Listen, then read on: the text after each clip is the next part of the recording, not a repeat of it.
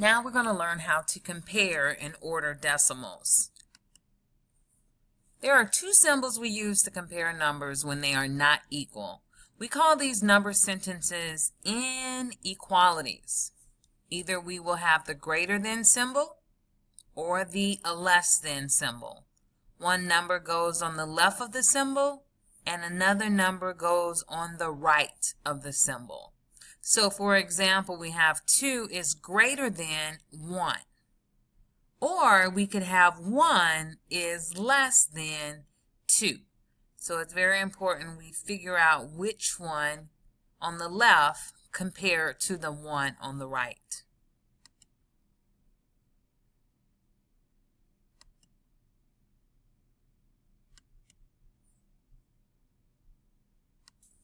So we have some inequality symbols here. Anytime you see this symbol, you want to say greater than or the largest.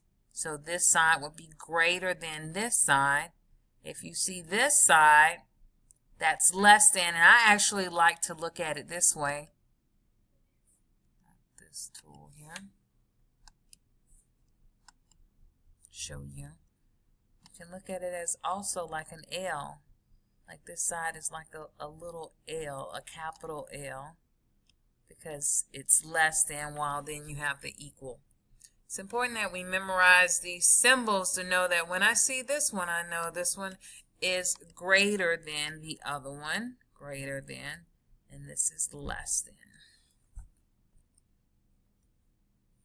Comparing decimals, first you want to line up the decimal points. What do we mean by line up the decimal points? We basically want to place them in the place value chart. If you put your decimals in the place value chart, you will be able to see which one is in the ones place, the tens place, the thousands place, and this will allow you to line it up to see which one is in fact larger.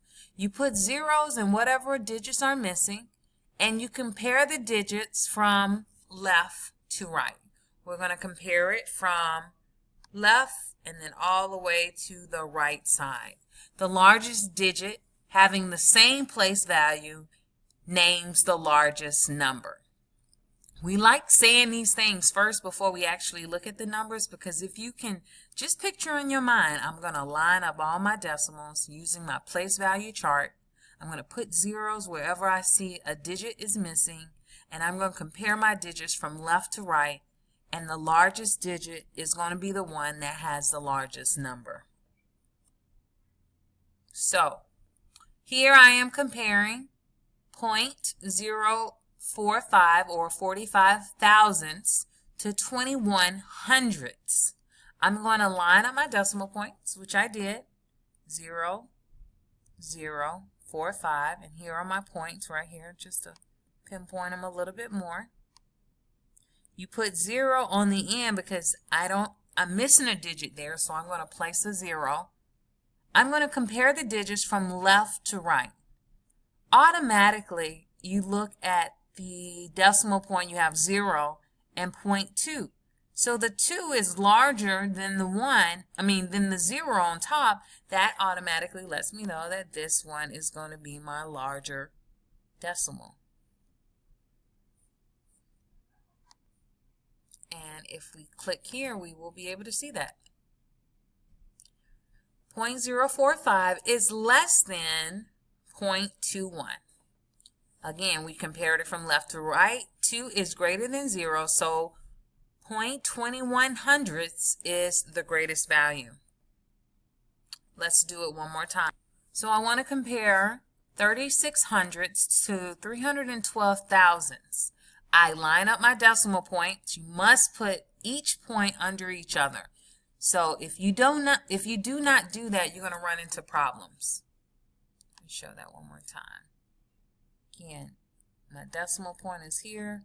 My decimal, they must be right underneath each other. You cannot, repeat, you cannot have that decimal point somewhere else. They must be lined up. You're going to put zeros where there are digits missing. I'm missing a digit after 6 that can align with the 2, and I'm going to compare it from left to right. So first off, you see that the 0.3 line up, so they're equal right here. But the 6 and the 1, The 6 is the larger digit. So therefore, this 6 makes 0.36 greater than 312 thousandths. Or I can say 312 thousandths is less than 36 hundredths. So those are two ways that I can put this. So 36 hundredths is greater than 312 thousandths. One more.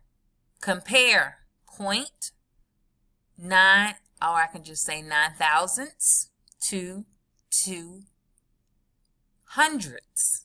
Again, I line up my decimals. I put the zeros in wherever digits are missing, and I'm going to compare the digits from left to right. So 0 and 0 are the same. 0 and 2, 2 is larger.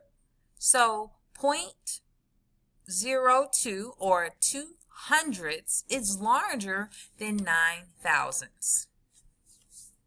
Or we can say 9 thousandths is less than 2 hundredths. And again, the easiest way to do this is just to line up those decimal points, and you start from your left and you move to your right, and whichever one is larger is going to be your larger decimal.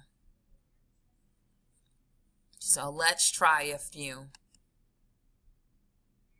I have 0.41 hundredths, comparing it to 49 thousandths. First thing I do is I write the number and I place them right underneath each other based on the decimal point.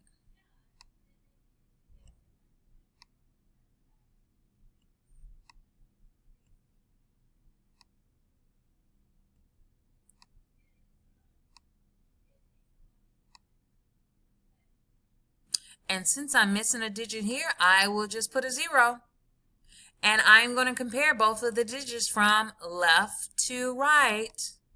Automatically, when I compare the first digit here, I notice that the 4 is larger. And so since the 4 is larger, I automatically know that this one is going to be greater than that one. So I can just erase that, and I can pull out this response, letting me know that it is greater than this one. Greater than. Let's do one more. Choose the correct symbol. 0.301 thousandths is greater than, equal to, or less than. Ooh, this is in written form, so I need to convert that written form into a digital decimal that I can compare. So 311,000, I know that that's going to be in my thousandths place, and since there's no and here, I know I do not have a whole number. So it is literally 311, but I have to put my 0.311 there. Now that I have written it in a number form, I can now compare my two numbers. And remember, to compare, I have to write them out and put the decimal points right underneath each other. I notice my 3's, they are the same number, but when I get to my hundredths place, 1 is larger than 0. So this lets me know this is my larger number. So 0.01 is actually less than 311 thousandths.